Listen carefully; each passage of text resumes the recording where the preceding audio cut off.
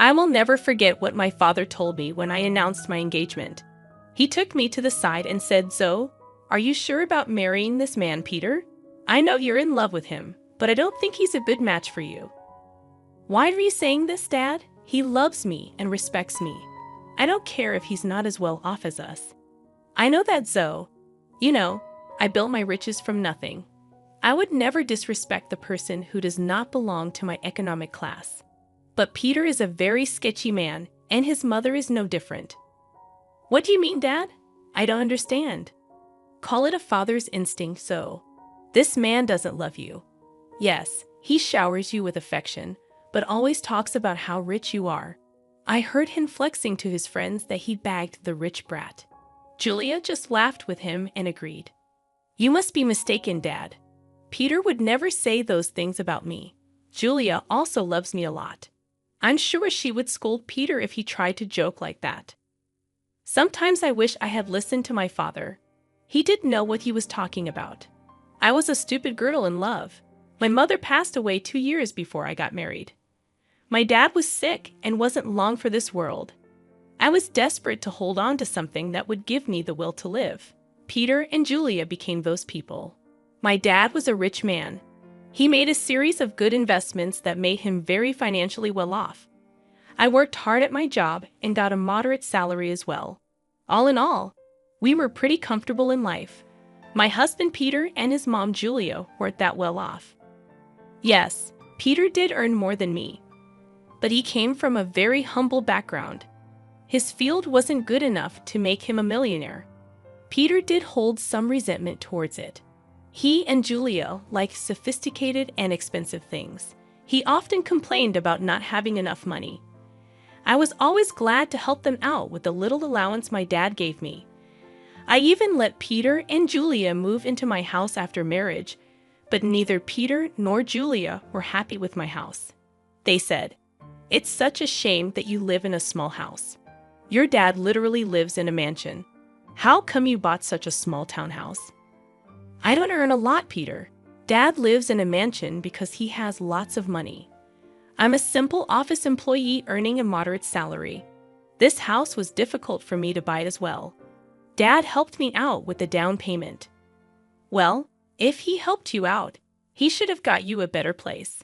I'm sure your mom had left him something to give you when you became older." "I'm not entitled to anything, Julia. Whatever my mom left behind is my dad's now. She died suddenly, so there was no will. I don't mind if I don't get anything. I'm happy with the way things are." "That's a ridiculous thing to say, Zoe. I sure would have loved to inherit a lot of money. You know what? Your dad should trade houses with us. He lives alone, so he doesn't need the space anyway, right, Mom?" "Yeah, Peter's right, Zoe. You can ask." "Absolutely not. That house is my dad's, and he deserves to live comfortably as long as he is alive." "Well, he will be alive for long now that he's sick. We can wait and compromise for a few years and see what happens. Ultimately, everything will be yours after your dad dies. You will have plenty of money to buy a big house and more."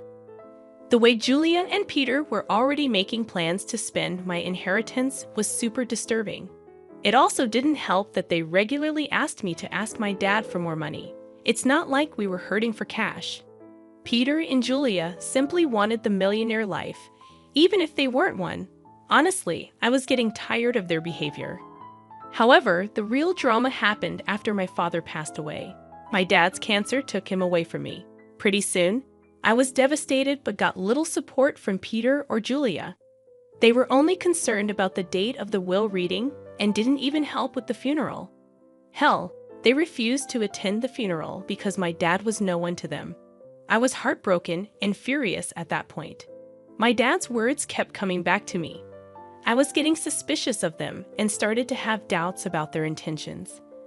I was afraid that they were really after my inheritance money. They were not allowed to be in the reading of the will. Peter and Julia said, "Why the hell are we not allowed to read the will? This is ridiculous. Lawrence was my own father-in-law." "Yes, this is ridiculous. We are family and should be present for this event. We have the right to know what Lawrence left in the will. At least my son should be allowed to be there." Your son is not in the will, Julia, so he cannot read the will. Why are you two so obsessed with inheritance? You didn't even come to the funeral. It was funny how my dad was suddenly family when it came to getting an inheritance. I was pretty annoyed at Julia and Peter.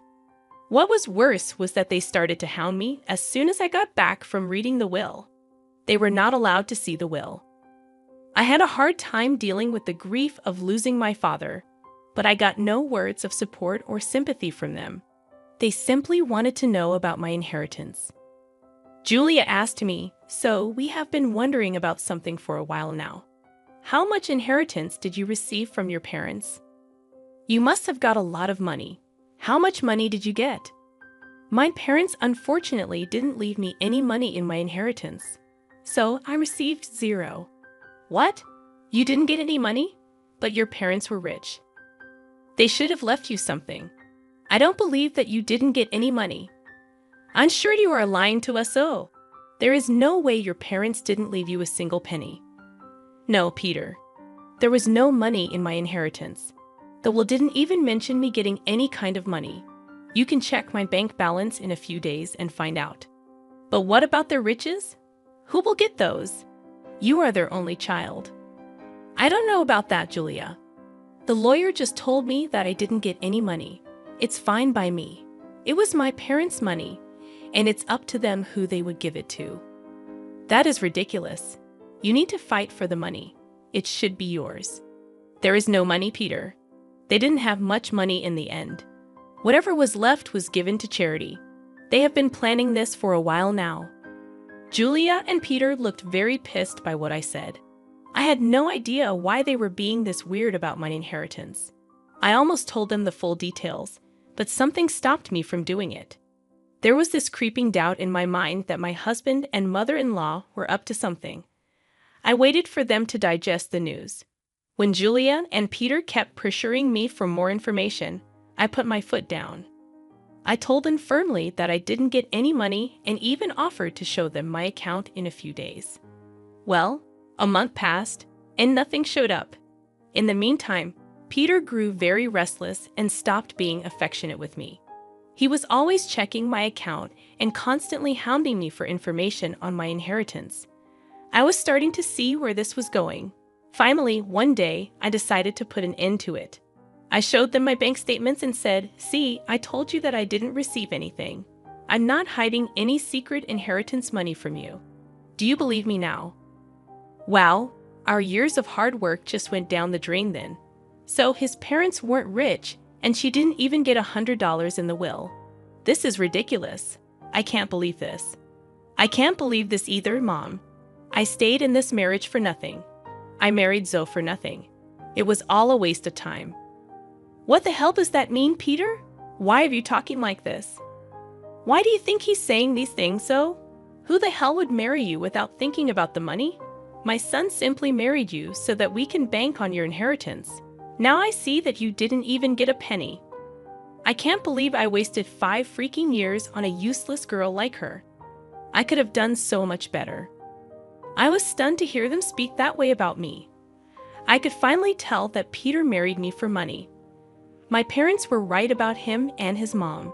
They were freaking gold diggers. I was so freaking done with my husband and mother-in-law. I was breaking inside, but what they said next turned me into stone. Julia looked at Peter solemnly and said, "What is done, Peter. But now it's time for you to divorce Zoe. There is no reason why you should stay with her anymore. You will have time to find a new rich wife. This time, we will make sure she actually has some money to her name." Are you freaking kidding me, Julia? You are asking Peter to divorce me over money. Peter, are you going to listen to her? Of course, I would listen to her, Zoe. I married you so that I and my mom could have a comfortable life. We grew up poor, and I didn't even go to college. I had no way of earning a lot of money. So, you pretended to love me and then tricked me into marrying you. You thought that my parents would give me lots of money that I would readily share with you. Yes, that's what I thought. It was the only way I could give my mom the life she wanted. But now I see that my efforts were in vain. Mom's right. I need to divorce you and keep looking." I was stunned by what Peter said. He said those things so nonchalantly that I started to question my own sanity. Julia and Peter went on to express their frustration at my marriage and myself. I didn't hear a word after a while. I was too busy coming to terms with what they just threw at me. Their total lack of reaction and Peter's sudden shift in behavior were both depressing and angering to me. After a point, I was so mad that I wanted to scream and throw things. However, I didn't do any of that. I calmly said, "Okay then, Peter. If a divorce is what you want, you will get it. I was never the one to say no to your demands. I might as well give in to your demand now as a last favor. So, you will agree to a mutual divorce. It'll save us both a lot of money. By the looks of it, you don't have much to go on anyway. Don't think of this as an opportunity to get alimony from my son. We will fight you tooth and nail before you give up that dream.